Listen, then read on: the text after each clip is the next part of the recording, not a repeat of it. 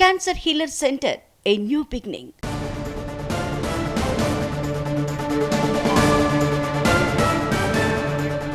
Right, related breaking. ఇది తెలంగాణ నుంచి. గ్రాడ్యుయేట్లు ఎటువైపు, టీచర్లు ఎవరికి మద్దతు ఇచ్చారు? ఈ సాయంత్రానికల్లా కొంచెం క్లారిటీ రాబోతోంది. ఓసారి వరంగల్, ఖమ్మం, నల్గొండ టీచర్ ఎమ్మెల్సీ స్థానానికి సంబంధించిన ఓట్ల లెక్కింపు అప్డేట్స్ని చూద్దాం.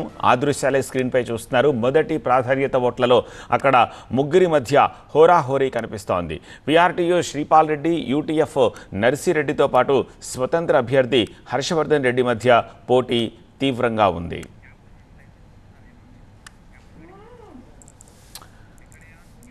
మరింత సమాచారం మా ప్రతినిధి రేవన్ ప్రత్యక్ష ప్రసారం అందిస్తారు. రేవన్, లేటెస్ట్ అప్డేట్స్ ఏంటి? ఫస్ట్ ప్రాధాన్యత ఓట్ల లెక్కింపు ఎప్పటికల్లా పూర్తయ్యే అవకాశం ఉంది? తొలి ప్రాధాన్యత ఓట్లతోటే క్లారిటీ వచ్చే అవకాశం ఏమైనా కనిపిస్తుందా?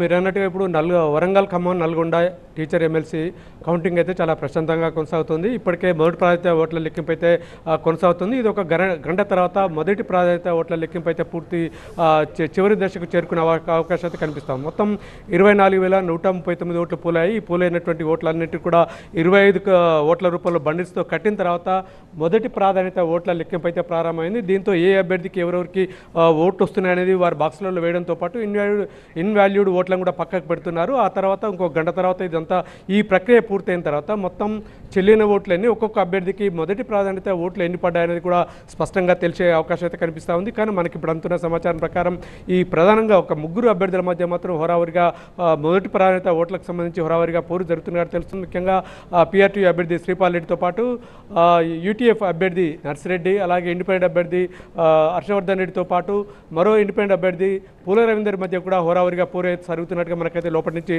సమాచారం అందుతుంది. మొత్తం మీద ఈ ప్రక్రియ అంతా 2 గంటలకు కొంత బయటకు వచ్చే అవకాశం ఉంది. ఆ తర్వాత గెలుపు కోట నిర్ణయిస్తారు. ఆ గెలుపు కోట మొదటి ప్రాధాన్యత ఓట్లలో ఏ అభ్యర్థికి రాకపోతే రెండో ప్రాధాన్యత ఓట్లను కూడా అలానే కొనసాగిస్తారు.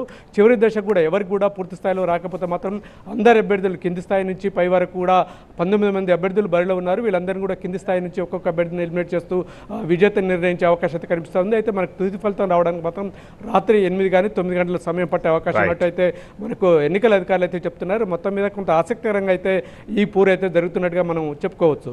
Right Revan. Cancer Healer Center, a new beginning.